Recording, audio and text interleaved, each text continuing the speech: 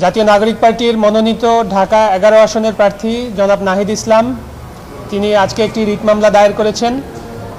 একই আসনের বাংলাদেশ জাতীয়তাবাদী দল বিএনপি মনোনীত প্রার্থী জনাব এম এ কাইয়ুম তিনি তার হলফনামায় তিনি ভানুয়াতু নামে একটি দেশের নাগরিক সেই তথ্যটি তিনি গোপন করেছেন, যেটা পরে ডিসক্লোজ হয়েছে এবং সেই তথ্যগুলো আপনারা দেখেছেন ইতিমধ্যে সোশ্যাল মিডিয়ায় এবং অন্যান্য মিডিয়ায় আলোচিত হয়েছে। তার পাসপোর্ট দেখা গেছে।